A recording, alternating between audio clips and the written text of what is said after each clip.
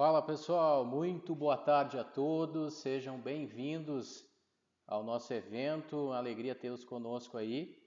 Para hoje estar tratando a respeito de a Lei Geral de Proteção de Dados, né pessoal? A Lei 13.709 aí que a gente está vendo agora, tem muita gente com dúvida, muitas pessoas querendo saber como é que vai funcionar, né? É algo que também não é só no meio jurídico, é também para a pessoa física também. Então, assim, hoje vai ser o dia para a gente entender um pouco desse panorama. Quero já convidar a Sandra, que está aqui junto com a gente. Sandra, seja bem-vinda. Agradecer a cada um de vocês que Obrigada. está aqui com a gente, pessoal. E aquela velha temática, né? Se vocês tiverem alguma pergunta, alguma solicitação, a gente vai ter um tempinho no final. Pode fazer do chat, tá? Lembrando que esse webinar está sendo gravado, então depois ele vai ficar disponibilizado lá no nosso canal do DEATEC, para quem quiser verificar depois, enfim, repassar para alguém que tenha interesse. Então, sem mais delongas, eu já vou passar a palavra aí para Sandra. Sandra, fica bem à vontade, tá contigo. Certo, obrigada, Rafael. Bom, pessoal, boa tarde a todos. Então, primeiramente eu quero agradecer ao Viatec pelo convite, né, nas pessoas assinaram aí do Rafael, e agradecer a todos que estão prestigiando essa conversa nesse fim de tarde, nesse momento, tá? Agradeço muito pela atenção e, como disse o Rafael, ao final, havendo questionamentos, fiquem à vontade que a gente vai deixar um minutinho reservado para isso. Então, o nosso propósito hoje é entendermos um pouquinho mais sobre o que é de fato a LGPD. Eu creio muito que se vocês chegaram até esta webinar hoje, é porque vocês, sem dúvida alguma, já ouviram falar algo sobre a Lei Geral de Proteção de Dados Pessoais, a recente, a jovem Lei Geral de Proteção de Dados Pessoais. Nem tão jovem assim, porque ela tem, na verdade, já 2 anos. Mas, quanto à vigência, ela é jovem. Talvez muitos de vocês estejam em fase de adequação, talvez outros já foram requisitados por outras empresas sobre a adequação, essa força vindo de outras empresas está sendo muito comum, né? Empresas maiores que estão fazendo suas adequações já estão exigindo de seus fornecedores e prestadores de serviços adequações também. E temos também outros que possivelmente talvez ainda não saibam, né, por onde começar. Então, a intenção desse momento hoje é esclarecer um pouquinho sobre isso. Porque o fato é que, em dado momento, toda e qualquer empresa que trata dados pessoais de alguma maneira terá que se adaptar à LGPD em algum momento, seja na próxima semana, no próximo mês, no próximo ano, enfim, nós temos aí uma longa jornada de adequação. E nesse momento, muita gente pode estar se perguntando, né? Mas afinal, de onde veio essa lei? Mais alguma coisa porque eu tenho que cumprir? Para que afinal que ela existe? Eu me encaixo ou não me encaixo nos requisitos dela? Então, para a gente poder iniciar um pouquinho o assunto, eu vou fazer uma breve contextualização da lei. Hoje não é novidade para ninguém, principalmente vocês que estão aqui vinculados ao polo de tecnologia, né? Que em tempos de economia digital é imensurável o volume de informações que são produzidas e consumidas instantaneamente, a cada segundo. Né? Os sites de buscas hoje se tornaram para nós as nossas novas enciclopédias. O comércio eletrônico passou a ser um modelo de compras tradicional, principalmente em tempos de pandemia.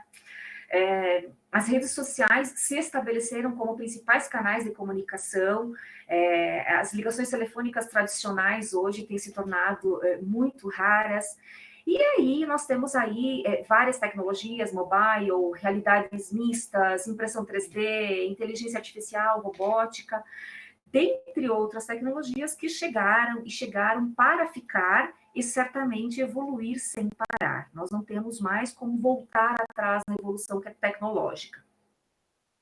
Devido a tudo isso, essa tecnologia toda captando dados, nós vivemos em uma sociedade quase que 100% baseada em dados.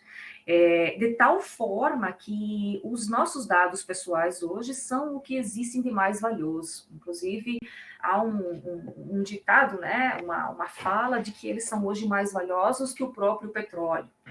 E não são valiosos apenas os nossos nomes, as nossas informações como nome, idade, CPF, endereço ou e-mail, mas são valiosos principalmente as nossas preferências, os nossos comportamentos, as nossas opiniões e convicções que, sem que a gente perceba, são coletadas a cada ação realizada por nós, principalmente na internet. E prova disso, talvez alguns de vocês já tenham visto nos últimos dias um documentário que fala sobre o dilema das redes, né? Que fala sobre o caso do Facebook, da Cambridge Analytica, quais são as atitudes que essas agências tomam. Ali é muito evidente o que é que acontece e que a gente, de certa forma, tem conhecimento, sabe que acontece, mas não entende a dimensão. Obviamente, o documentário tem lá seus poréns, né? Mas é muito interessante e fica a dica para quem quiser assistir, como compreensão um pouquinho maior sobre privacidade, proteção de dados e vigilância, né? Então, nós temos isso hoje tão forte que alguns juristas estudiosos dos assuntos a respeito de proteção e privacidade de dados dizem que o direito à proteção dos dados hoje é uma extensão da própria pessoa, de modo que os nossos direitos, né, de proteção de dados pessoais estão sendo elevados a um nível de garantia de proteção constitucional. Aí um projeto de uma emenda, né, sendo preparada para que ele se torne um direito fundamental previsto na Constituição. Então, devido a esse uso, né, cada vez maior das tecnologias e principalmente desses dados pessoais, obviamente, em todas as esferas da sociedade mundo afora, o compartilhamento não autorizado e até mesmo a venda, e uso o termo indiscriminada destes dados, tem ocorrido de forma muito comum. A negociação destes dados tem ocorrido há muito tempo. E estamos em uma fase em que isso precisa parar. O Brasil, especialmente, né, carecia de uma regulamentação nacional que normalizasse esse uso de dados pessoais. Então, devido a tudo isto, né, e de que todo cidadão merece ter suas informações pessoais tratadas com o devido cuidado, e que as organizações, tanto públicas quanto privadas, precisam tomar precauções que vão desde a coleta até o descarte desses dados coletados, é que surgiu, então, em agosto de 2018, foi aprovada, né, nosso assunto de hoje, que é a Lei Geral de Proteção de Dados Pessoais, como eu já falei. A lei tem diversas finalidades. Eu vou elencar para vocês as principais para nós conseguirmos fazer essa contextualização. A principal delas, obviamente, como o centro das atenções é o titular dos dados pessoais, ou seja, a pessoa que é a dona, é a proprietária, de certa forma, desses dados pessoais, né? Estejam no centro das atenções. Então, ela vem promover a regulação do uso dos dados pessoais, permitindo a este titular ter um maior controle sobre o uso deles por qualquer empresa, organização, seja ela pública ou privada, né? A lei também veio trazer garantia, segurança jurídica frente a este tema, trazendo regras mais claras, em muitos pontos não tão claras assim, que precisam ser esclarecidas pela ANPD, que será a Autoridade Nacional de Proteção de Dados, que ainda está em fase de preparação para iniciar os seus trabalhos, né? A lei também visa promover e fomentar o desenvolvimento econômico e tecnológico da sociedade, né? Tendo em vista que relacionamentos e negociações com outros países estavam ou poderiam até, inclusive, ser barradas em razão da falta de uma legislação que tratasse sobre o assunto no Brasil. Um exemplo que a gente pode ter muito claro são as relações com países da União Europeia, onde vige o então GDPR, né, mais conhecido como General Data Protection Regulation, que, dentre todas as exigências dele, que qualquer país que trate ou negocie com países do grupo econômico devem ter uma lei de proteção de dados melhor ou pelo menos equivalente ao GDPR. Né? Graças a esse empenho jurídico, finalmente a LGPD fez com que o Brasil entrasse, então, definitivamente para o grupo de países, né, com a sua própria regulação de tratamento de dados pessoais, promovendo, então, aí, fomentando o desenvolvimento tecnológico mais livre, tá? Também, em razão disso, em tempos de economia digital, como nós falamos, a lei também veio garantir a livre iniciativa, a livre concorrência e a defesa do consumidor, tanto no ambiente online quanto no ambiente offline. E nesse tópico, por que a gente menciona aqui os dois ambientes? Porque o próprio, lá no próprio artigo 1º da lei, está descrito que esta lei dispõe sobre o tratamento de dados pessoais, inclusive por meios digitais. Então, vejam só, que a lei se aplica a dados pessoais que estejam tanto nos meios físicos quanto nos meios digitais. Obviamente, o nosso maior foco de atenção, inclusive quando a gente fala em segurança da informação, em boas práticas de governança e segurança da informação, nosso maior foco é relacionado à tecnologia, porque hoje ouso dizer que 99% dos dados circulam por este meio. Contudo, a lei se preocupa também com aqueles dados físicos, aquela planilha que está lá na minha gaveta, aquela agenda que tem todas as senhas anotadas e fica em cima da mesa e todo mundo vê, aquela lista de e-mails, telefones, CPFs que eu coletei num evento manualmente, fica circulando por aí. Então, tudo isso está previsto. Aquele arquivo morto, né, que está lá no cantinho, numa salinha, às vezes cheio de teia de aranha, de pó, ninguém mais entra lá, também está sendo amparado e protegido pela lei. Então, tudo isso fez com que a lei venha a exigir que sejam implementadas boas práticas de segurança da informação e, consequentemente, a prevenção de incidentes de segurança da informação envolvendo dados pessoais, né? Então, a gente pode dizer que a lei tem duas principais funções. Uma função social, que é a de proteger direitos e liberdades dos titulares dos dados pessoais, e uma função econômica, né, que é fomentar o desenvolvimento econômico e tecnológico com segurança jurídica, visto que hoje a economia digital avança sem parar e é fundamental ter segurança jurídica para tratar esses dados pessoais e fazer essas negociações de modo que ninguém saia prejudicado. Então, de forma muito simplificada, eu entendo que não convém a gente visualizar a LGPD como um castigo obrigacional. A gente tem conversado com várias pessoas e muito tem se dito, mais algo para ser cumprido, por que isso surgiu? Vai me dar um trabalho enorme. Eu acho não, né?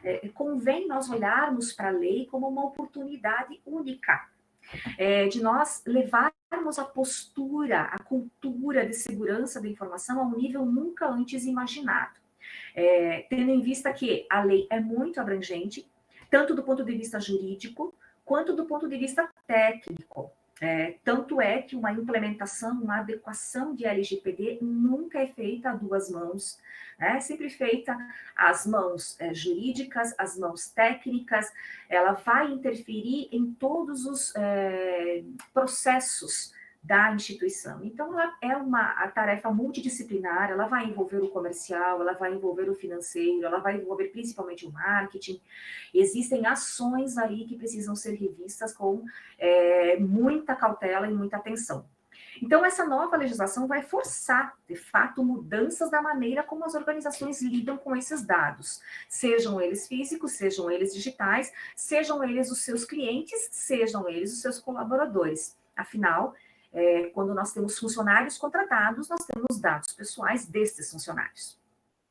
Então, mais do que nunca, hoje, devido a tudo que a gente vê ocorrendo no âmbito cibernético, é fundamental, é vital implementar mecanismos que aumentem a questão da segurança cibernética, redobrar cuidados com quem tem acesso a essas informações, devido a inúmeras consequências financeiras e até mesmo reputacionais que incidentes em segurança da informação, envolvendo ou não dados pessoais, podem causar.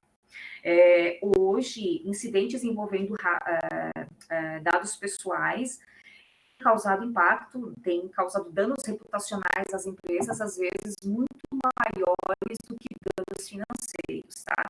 Impactos aí do bolsa de valores, quando há grandes vazamentos, então não é algo que possa passar batido, né?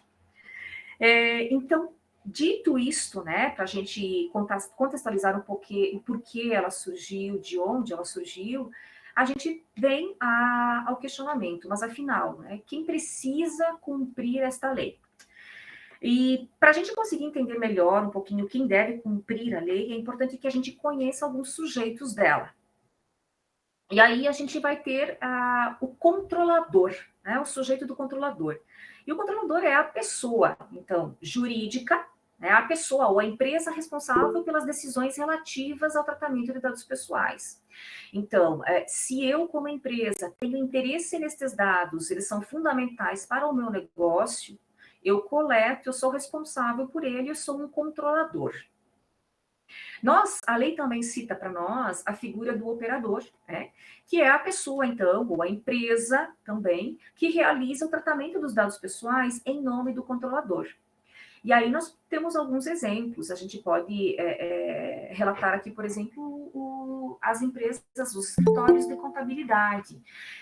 Eu, como empresa, coleto todas as informações que são necessárias e repasso para alguém que vai trabalhar com esses dados a meu mando, né? No caso, a mando do controlador. Então, essa pessoa simplesmente está trabalhando e operando em nome do controlador, para o controlador, a pedido dele. Então, a gente vai ter situações em que a empresa pode ser tanto controladora quanto operadora, a depender do que está sendo tratado e como está sendo tratado. Por isso que a gente avalia cada processo para entender isso. Outra figura que também está muito presente, então, aí dentro, é a figura do encarregado. Também tem sido muito difundido como DPO, mas é bom que a gente deixe claro que para a lei brasileira, tá, o termo que ela traz é encarregado. O DPO, Data Protection Officer, decorre da GDPR, né? Então, ele foi meio que importado para a nossa lei, mas o nome correto previsto na nossa lei é o encarregado. Ficou um pouquinho estranho, na verdade, o pessoal tem preferido usar DPO, mas esse é o nome correto. Que vai ser quem? Né? O DPO aí tem um papel fundamental, ele pode ser uma pessoa física ou jurídica, que será indicada pelo controlador e, em muitos casos, também pelo operador, tá? É a pessoa que, em conjunto com o controlador, ela vai implementar regras de boas práticas de governança, vai atuar dentro do programa de conformidade, vai atender às reclamações, às requisições dos titulares dos dados pessoais, vai conduzir a comunicação com a Autoridade Nacional de Proteção de Dados, vai conduzir também dentro da empresa ações educativas, porque o ponto crucial da lei é a sensibilização, a educação das pessoas que estão lidando com os dados pessoais.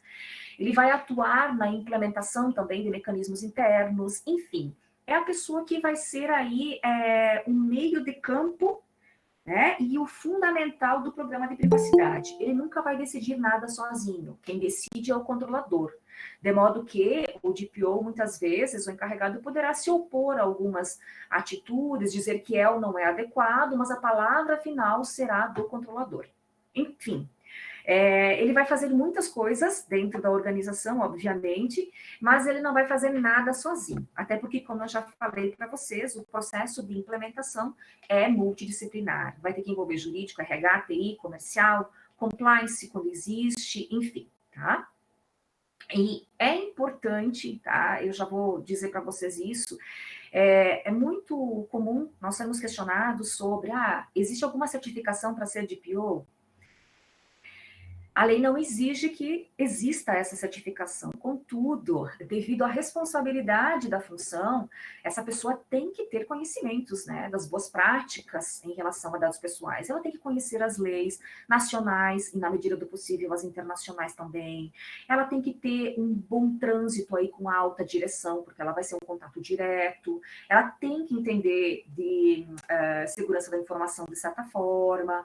Ela precisa ter garantia técnica e profissional, perfil de liderança, enfim. Ela vai fazer relações públicas e governamentais. É a pessoa que vai ter que se manifestar, por exemplo, no caso de vazamento, até mesmo com autoridades, contribuir em investigações, se pronunciar em processos, não como advogada, mas como preposta, como representante, enfim. É uma pessoa que precisa ter um perfil, um conhecimento adequado para conseguir lidar com esse tipo de situação. Então, aí a gente tem aí a outra figura da lei também, que é a Autoridade Nacional de Proteção de Dados, né? Então, é a que será responsável por fiscalizar, de fato, a lei.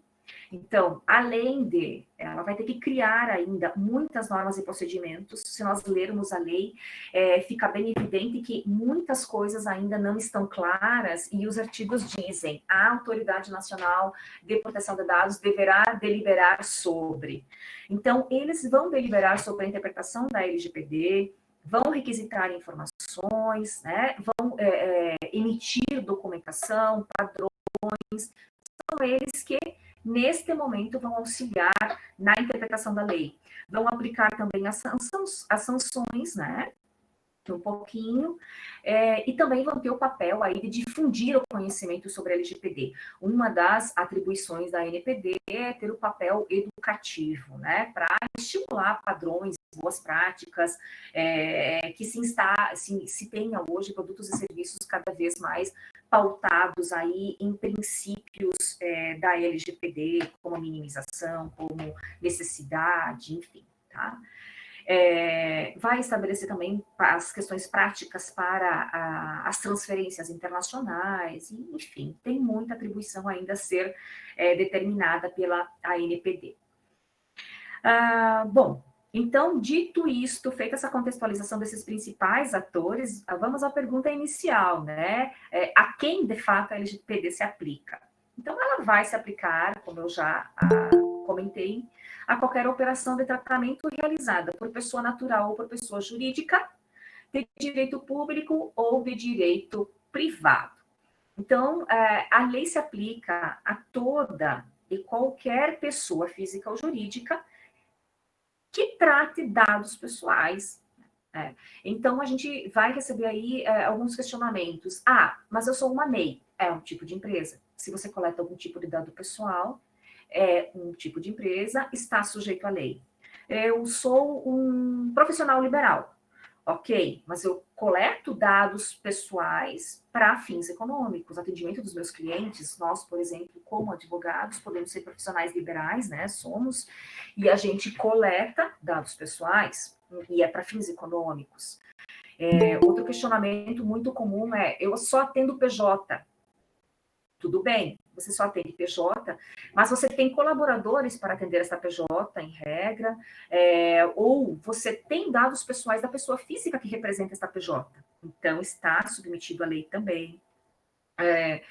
Eu sou simplesmente um salão de beleza, só coleto o nome e o telefone da cliente. Mesmo assim, são dados pessoais da cliente, provavelmente existem dados pessoais dos colaboradores, enfim, qualquer empresa que esteja coletando dados pessoais para fins econômicos, seja quantidade 5, 10, 15, 20 ou 1 milhão, tá? Está submetida à lei.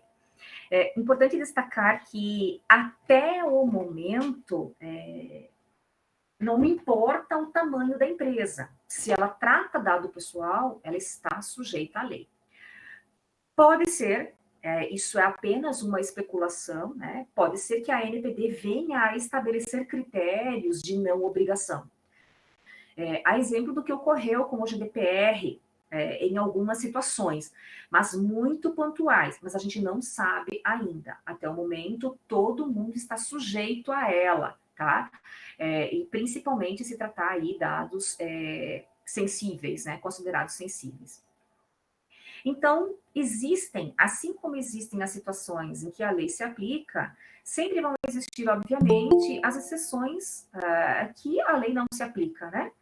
Que ela vai ser, as exceções vão ser ao tratamento de dados pessoais realizado por pessoa natural, para fins exclusivamente particulares e não econômicos. E aí adentram os fins jornalísticos, os fins artísticos, os fins acadêmicos, a pesquisa, a segurança pública, a defesa nacional, a segurança do Estado, a atividades de investigação e repressão de infrações penais, né? Também não vai se aplicar a dados provenientes e destinados a outros países que apenas estejam em trânsito pelo Brasil, tá? Então, essa é a questão fundamental da aplicabilidade. Outro tópico que eu considero que é extremamente importante para que a gente entenda, então, né, entendendo a LGPD, é a questão das bases legais, tá? O que são as bases legais? As bases legais são as hipóteses nas quais é permitido que eu fundamente o meu tratamento de dados pessoais, que eu empresa, né? Que a empresa fundamente, então, o tratamento de dados pessoais. Aqui é importante destacar que nós já ultrapassamos o nível de discussão de que não se pode tratar dados pessoais. Porque houve uma temporada aí legislativa em que se discutia isso. Não pode. Mas isso é completamente inviável. Não se trata mais disso, essa discussão já é ultrapassada, porque a gente pode sim tratar dados pessoais, desde que eles estejam de acordo com as bases legais adequadas, desde que eu demonstre que elas são essenciais para o meu negócio, por que eu preciso deles, por quanto tempo eu preciso deles. Então, o que mais, dentre as bases legais, é muito comum que a gente ouça falar muito sobre o consentimento. Pode ser que muita gente entenda que tudo precisa ser consentido hoje. Então, está se disseminando que tudo depende do consentimento. Mas o consentimento, para quem está fazendo uma adequação, na verdade, é a última opção que é utilizada como base legal. E não havendo nenhuma outra base legal que aquela informação se enquadre, a gente utiliza o consentimento, que é a autorização em si ao titular dos dados pessoais. Por que ela vai ser a última opção? Porque nem sempre eu vou precisar do consentimento do titular dos dados pessoais. Por exemplo, quando eu contrato um colaborador na minha empresa, ele não vai ter que consentir em fornecer para mim, para a empresa, para a empregadora, no caso, né, nome, telefone, PIS. Não é bem assim, né? A empresa precisa desses dados para estabelecer com esse colaborador uma relação de trabalho. Então, esses dados, por exemplo, são decorrentes aí de uma relação contratual. Então, a base legal que eu vou utilizar é uma obrigação legal, decorrente de força de contrato. Então, veja que existem situações em que nem tudo vai se encaixar como consentimento, né? Cada dado, ele vai ter que ser analisado para entender, de fato, para que ele é necessário, se ele é mesmo necessário, por quanto tempo ele é necessário, qual é a base adequada que ele deve ficar, que tipo de dado ele é, se ele é sensível ou não, se ele é confidencial ou não. Cada caso é um caso, né? Ou melhor, cada dado é um dado. Então, o artigo 7º da lei lá vai dizer para nós quais são as hipóteses legais. Então, a gente vai ter lá, mediante o consentimento do titular, para o cumprimento de uma obrigação legal, como eu falei para vocês, pode ser utilizado pela administração pública sem consentimento do titular dos dados para políticas públicas. Vamos imaginar que em tempos de Covid, por exemplo, cada titular tenha que consentir que o seu nome entre nessa lista nessa contagem de pessoas contaminadas, enfim, de pessoas doentes. Na verdade, para que a administração pública tome políticas, desenvolva políticas públicas que atendam a população, ela precisa dessas informações. Obviamente, né? Elas são respaldadas em alguns quesitos de segurança, pode ser critérios de anonimização, enfim, mas ela pode utilizar, né? A realização de estudos de órgãos de pesquisa, tanto é a questão da Covid também, é necessário que se realize pesquisa, precisa desenvolver desenvolver material, disponibilizar tratamento, disponibilizar hospitais, eu preciso dessas informações, execuções de contrato, né? Exercício regular de direitos em processos judiciais, como é que eu vou pedir autorização?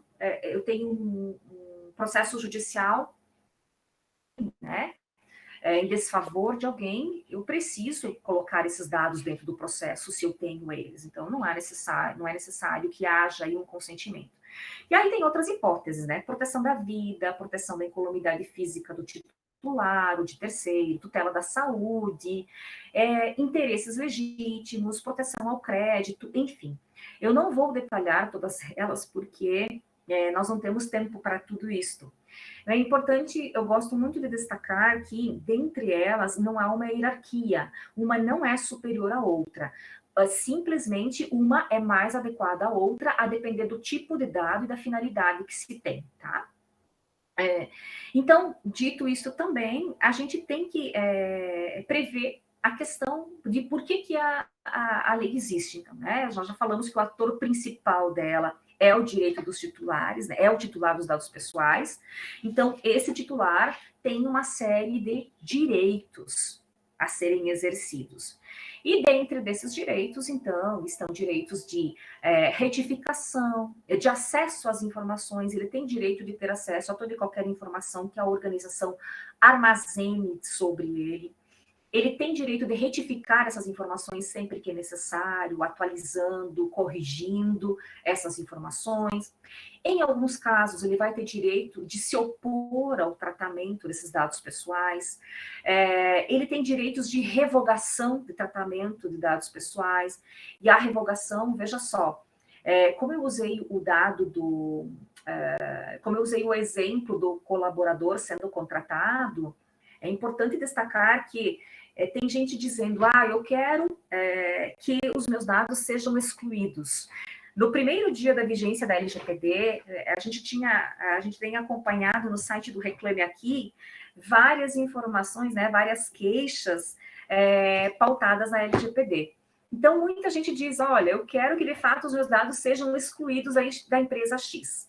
Voltando ao exemplo do colaborador, jamais um colaborador poderá pedir, por exemplo, que os dados deles sejam excluídos. A empresa tem obrigações para com esses dados, ela tem obrigações, ela precisa guardar esses dados por tantos anos para fins judiciais, ela precisa guardar por tantos anos para fins de FGTS, ela precisa guardar por tantos anos para fins de PIS, enfim. Existem informações que eu não posso pedir que a empresa elimine a meu respeito. Então, esse direito de exclusão de dados, de cancelamento de dados, ele não é um direito absoluto, ele vai depender de que base legal se está pautado o uso desse direito. Se for no consentimento, se estiver pautado no consentimento, ele tem a possibilidade de revogar sempre. Por isso que ela é uma das bases legais mais frágeis, porque eu só posso contar com ela, com este dado, enquanto o titular estiver consentindo com este uso, tá? Então, além desses direitos, vem muitos outros, né? Os direitos básicos que ele vai ter aí, ter acesso ao portal, ter a resposta em até 15 dias. E aqui, se vocês olharem para muitos sites, vocês vão se deparar com muitos deles lá. Exerça seus direitos, confira a nossa política de privacidade, veja o portal do titular dos dados pessoais, e lá estão os direitos e como isso acontece. Então, as empresas terão que disponibilizar, de fato, um canal de comunicação com os titulares dos dados pessoais para que eles possam exercer esses direitos o quanto antes, tá? Ter um canal aberto, por mais que a empresa não esteja plenamente adequada ainda, ou esteja em fase inicial de adequação, é fundamental. Por quê? Como eu falei, o ator principal é o titular dos dados, então esse direito tem que ser garantido a ele. Porque a gente sabe que em 2018, mas a vigência dela, depois de muitos entraves jurídicos, se deu somente em 18 de setembro de 2020, muito recentemente. A gente também sabe, né, tem se disseminado, que as sanções administrativas, lá do artigo 52, 53 e 54, que são aquelas mais assustadoras, de multa milionárias, enfim, essas multas só poderão ser impostas a partir do dia 1º de agosto de 2021, tá? Conforme ficou definido aí pela Lei 14.010 de 2020. Contudo, as sanções decorrentes da Justiça Comum, elas já estão valendo. Estão postergadas, aí, prorrogadas, as sanções administrativas que vão ser aplicadas pela NPD, que estão previstas nos artigos 52, 53 e 54. As outras sanções decorrentes da Justiça Comum já valem. Fato é que a gente já tem decisões pautadas na LGPD, inclusive tem uma muito recente, que talvez vocês tenham ouvido falar há poucos dias, que é o caso da incorporadora Cyrela. É uma incorporadora de São Paulo, que foi condenada há poucos dias aí, porque ela compartilhava os dados dos compradores de imóveis novos com empresas que projetavam móveis. Então, o que estava acontecendo? Assim que as pessoas assinavam o contrato da compra do imóvel novo, os proprietários já recebiam as ligações dessas empresas oferecendo móveis planejados. E um desses titulares ingressou com ação, a Cyrela foi então condenada, inclusive, pela Justiça Comum, não ainda pela NPD, tá? Não naquelas sanções, mas ela já foi condenada pela Justiça Comum. Então, em questão indenizatória, essas sanções já podem ser aplicadas e estão sendo aplicadas pela Justiça Comum. Órgãos que estão atendendo, como PROCON, Juizado Especial, Justiça Estadual, enfim, tá? Isso já está ocorrendo. E aí vem a questão, né? Mas esse compartilhamento da Cyrela, ele poderia ter sido feito? Ele poderia, desde que fundamentado no consentimento. Seria uma das, né, no meu entendimento, uma das únicas hipóteses, porque não é um dado que precisa ser compartilhado com uma outra empresa para que o negócio aconteça, né? Ele não tem essa necessidade. É diferente, por exemplo, da empresa controladora que precisa compartilhar os dados aí com a Caixa Econômica, com o INSS, que é essencial. Então, são situações, né? Como eu falei, cada dado é um dado, precisa se analisar individualmente, né? Então, a maior, como eu estava falando, né, em razão disso, a maior motivação da lei, de fato, são os direitos dos titulares.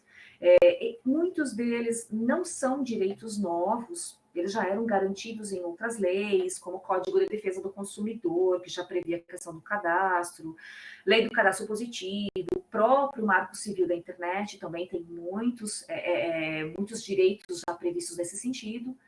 Mas, enfim, que os principais são esses que eu falei para vocês, né? Da retificação, do acesso, do cancelamento, da oposição, da explicação, né? Da revisão de decisões automatizadas. Hoje a gente tem muitas decisões automatizadas sendo aplicadas, inclusive muitas de forma discriminatória. Então, há possibilidade de se ter a revisão desses dados. Um outro direito que está na lei, que está sendo muito discutido, é a questão da portabilidade, né? E a portabilidade, a gente pode trazer aqui um exemplo, né? Que é aquela possibilidade de nós transferirmos os nossos dados, né? De uma operadora para outra, nosso telefone, enfim, fazermos a portabilidade. Aqui também se fala muito sobre isso, mas a NPD vai ter que estabelecer como isso vai acontecer. Tem várias pessoas que estão interessadas nisso, várias pessoas jurídicas, né, vários interesses. Um dos exemplos mais discutidos tem sido os casos das plataformas de música. Por exemplo, eu tenho aí uma conta na Apple, né? Eu quero transferir isso para o Deezer, por exemplo. E eu não quero criar novamente, vou mudar de plataforma, não quero criar toda a minha playlist novamente, porque levei muito tempo para criar ela. Então, está se considerando que isso são preferências pessoais, né, musicais, e que deveria haver a portabilidade. Outra questão são os motoristas de aplicativo. de aplicativos, eles têm lá um ranqueamento, né? Eles vão recebendo notas, e essas notas, esses comentários, agregam valores aí ao serviço deles. Então, se eles trocam de plataforma, o que eles estão questionando é que eles precisam começar do zero, e que essas informações seriam consideradas informações pessoais também. Tá? Então, essa portabilidade ainda precisa ser estabelecida pela ANPD, que é a possibilidade de eu tenho conexão com um provedor X e eu quero trocar para o provedor Y, então eu vou dizer para ele, olha, transfira os meus dados para esse provedor, porque eu vou trocar. Então, ele vai ter que fazer essa transferência. Mas quais são os padrões de interoperabilidade que vão permitir isso? Ainda precisam ser estabelecidos pela ANPD. A nível mundial, a gente já tem um movimento bem grande, principalmente pelas gigantes da tecnologia, né? Google, Facebook, Microsoft, Twitter estão trabalhando num projeto aí chamado Data Transfer Project desde 2017, porque eles sabem que eles são os maiores detentores aí de contas, enfim, e que isso vai ser muito comum para eles, e já estão se preparando aí para normas internacionais, obviamente, como o GDPR, CCPA da Califórnia, enfim, tá? Os direitos dos titulares, como eu já falei, em regra, vão ter um prazo aí de 15 dias. Esse prazo de 15 dias é questionável a nível de lei brasileira, porque a própria GDPR, né, a Europa, que tem uma cultura de proteção e privacidade de dados muito mais evoluída que a nossa, está prevendo 30 dias. Eu fiz alguns testes em algumas plataformas nas quais eu estou conectada, e algumas estouraram o prazo, porque de fato não é uma tarefa fácil aí ainda procurar dentro dos bancos de dados onde estão essas informações, como elas estão, e fornecer às pessoas, tá? Então, ainda tem muita coisa a ser discutida sobre isso, mas, em regra, estão valendo os 15 dias. A partir do momento em que a ANPD estiver em plena operação, ela poderá penalizar ou advertir as empresas, né, que não cumprirem esse prazo. A gente entende que, inicialmente, a ANPD vai ter um caráter muito mais educativo do que punitivo, mas a gente ainda não sabe como ela vai se comportar. Mas aí, para quem que esses titulares dos dados vão recorrer caso haja algum problema, né? Eles vão poder recorrer ao controlador, para quem elas forneceram, então, os dados, à própria ANPD, mas também a órgãos de defesa do consumidor, como o PROCON, em juízo. E é importante salientar que não há hierarquia entre essas opções, tá? Não precisa ter a negativa de uma para ter que pedir a outra. O controlador me negou o acesso, depois disso eu posso ir para a justiça. Por enquanto, não. Eu posso ir direto para a justiça e requerer aí uma indenização, por exemplo, algo nesse sentido. Que não é tão simples assim, tá? Essa questão indenizatória, mas que é uma possibilidade, sim. A gente tem que ficar de olho nisso em relação aos titulares dos dados. Então, dito e tudo isso, a gente sabe que essas sanções já estão ocorrendo e que vão ter as sanções, então, que vão decorrer da ANPD. Essas sim vão ser as advertências, as medidas corretivas, aquela multa de até 2% do faturamento, limitada a 50 milhões de reais por infração, a multa diária, publicar a infração, né, devidamente apurada e confirmada. Então, tem vários critérios. Ela vai ser balizada por muitos fatores, mas principalmente pelo que a empresa está fazendo e está adequando dentro da sua organização para evitar esse tipo de problema. Então, aí vai ser fundamental a questão da adequação, é fundamental porque a empresa vai ter que comprovar que ela tem a adoção reiterada e demonstrada de mecanismos, né, e procedimentos capazes de minimizar os danos voltados, né, ao tratamento seguro e adequado dos dados pessoais. Então, ela vai ter que adotar políticas e boas práticas de governança, adoção de medidas corretivas, verificar a proporcionalidade e gravidade, né, e a falta, a intensidade da sanção, enfim. Por isso que é necessário essa adequação à LGPD, que é um outro ponto de discussão que daria tema aí para mais uma live, se nós quiséssemos falar, discorrer um pouquinho sobre isso. Mas a gente precisa entender também algo, quando a gente fala em adequação, tem algumas pessoas que estão com a visão de que a adequação é algo pontual. Sim, a adequação em si ela é um projeto que tem começo, meio e fim. Se estabelece, se entra numa organização que tem pouco ou nada sobre, pouco ou nenhum mecanismo de proteção implementado em relação à proteção e privacidade de dados, e se monta esse projeto. Contudo, a gente tem que ter plena ciência de que a lei vai permanecer em vigência, de que novas tecnologias vão surgir, obviamente novos problemas vão surgir, né? Os golpes cibernéticos hoje crescem o tempo todo. Essa semana mesmo eu estou escrevendo um texto sobre o Pix mal surgiu e já foi alvo de mais de 140 golpes. Então, as tecnologias vão evoluindo, mas os problemas vão evoluindo junto. Então, a proteção de privacidade de dados nunca mais vai poder sair da pauta de uma empresa, né? Ela vai se tornar um programa, aquele programa que vai ter ações contínuas, que vai revisar as tecnologias usadas, que vai revisar todos os documentos que precisam ser elaborados na adequação, enfim. A lei vai trazer uma mudança de cultura muito grande dentro da empresa, né? Ela vai alterar processos, ela vai alterar tecnologias, ela vai alterar documentos, mas ela principalmente vai ter que alterar o comportamento das pessoas, que hoje, se nós tivermos aí, eu acredito que tenha muita gente especialista em ação vendo, a engenharia social, por exemplo, o fator humano é o fator de maior risco dentro do quesito segurança da informação. É um dos mais comuns, phishing, enfim, tem um fator humano por trás disso, tá? Então, por fim, para finalizar, porque eu já extrapolei o tempo, como eu já falei, né, eu costumo falar demais, eu prevejo um tempo e sempre extrapolo, é importante que a gente veja a lei, né, a LGPD, com bons olhos, né? Uma vez que essas diretrizes elas são extremamente necessárias, não só para a proteção dos direitos fundamentais da pessoa, principalmente de crianças e adolescentes, mas também porque ela se revela como um grande fator, né, um vetor de implementação de boas práticas e de governança que são essenciais hoje para a saúde de qualquer negócio, principalmente negócio digital, né?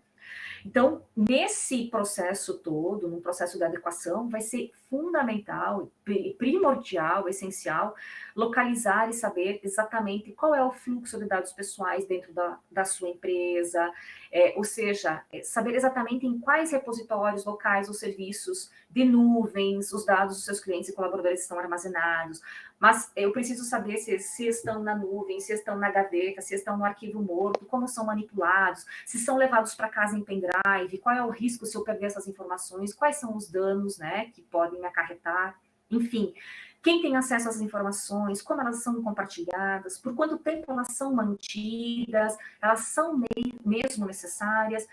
Eu costumo exemplificar, inclusive, para os nossos clientes, que quando a gente vai fazer o mapeamento, a gente faz uma faxina, né? Quem aqui fez ou viu alguém fazendo uma faxina no guarda-roupa, sabe que normalmente a gente tira tudo fora, né? E vai classificando tudo novamente. Isso eu preciso, isso não preciso, isso eu quero, isso eu não quero mais, isso de fato não é necessário. E a gente vai eliminando e mantendo no guarda-roupa, de fato, só o que é necessário. E a mesma coisa acontece com os dados. Tem muita gente que... um cliente mesmo hoje de manhã me falou, poxa, para que a gente coletava isso? Né? Então, é um momento de revisar todos esses processos, de fazer toda essa análise para minimizar ao máximo os riscos. Quanto menos dados eu tiver, menos riscos eu estou correndo. Né? É importante destacar que um projeto de implementação, ele nunca vai levar a empresa a risco zero, isso não existe, por vários fatores, como eu já falei, em razão de que tecnologias vivem evoluindo e as suas infrações à tecnologia também vivem evoluindo, mas, contudo, quanto mais em conformidade a organização estiver, menos riscos ela está correndo. Quanto menos conformidade, mais riscos, né, obviamente.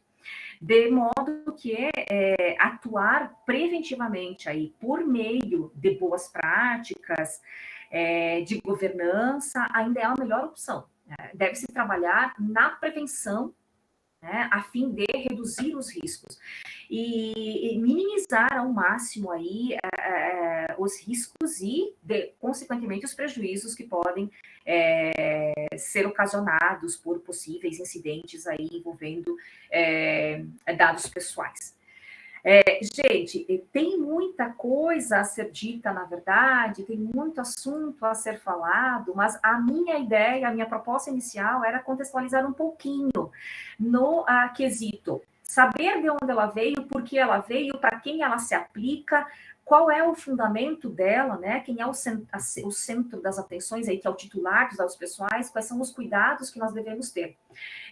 Obviamente, a gente vai ficar, mas como eu faço tudo isso, né? Como eu faço tudo isso é um assunto para mais 1 hora, 2 horas, enfim, tá? O fato é que é importante que se pense nisso, se analise, se inicie. Rafael, perdão, extrapolei os 40 minutos, tá? É normal, mas eu passo a palavra, agradeço a atenção de todos e espero que eu possa ter contribuído aí com vocês de alguma maneira. Show de bola, Sandra. Bem? Obrigada. Eu vou repassar 2 perguntinhas aqui, então, para a gente fazer o fecha, e depois a gente vai estar repassando qual será os próximos passos aí desse webinar. Então, o Vandrei, lá de São Miguel, perguntou: uma dúvida é sobre os dados que devemos adequar. A lei fala de dados pessoais, referentes à pessoa natural. Sendo assim, o armazenamento de dados e a manipulação de dados de pessoas jurídicas não precisam entrar neste contexto, correto? Correto, Vandrei. De fato, a lei não está tratando, veja só, ela não está tratando de dados de pessoas jurídicas, assim como ela não está tratando de proteção de segredo industrial, de informação sigilosa aí decorrente de outras operações da organização. Ela está tratando tão somente de dados pessoais, mas veja só, ao passo em que você vai fazer uma adequação, é inevitável que você pense em todas as situações. E todas as situações precisam ser tão ou mais protegidas que a questão dos dados pessoais.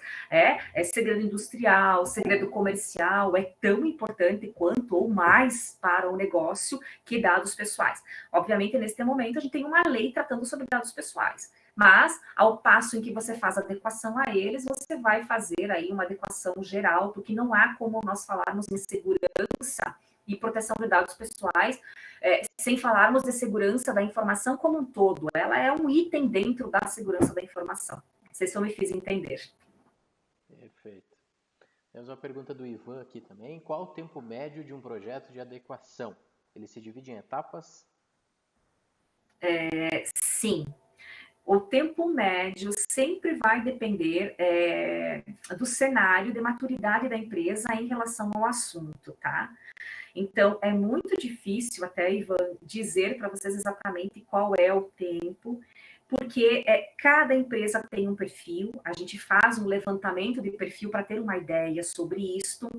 Sempre vai depender do número de processos, do número de colaboradores, do número de setores, tem vários fatores envolvidos.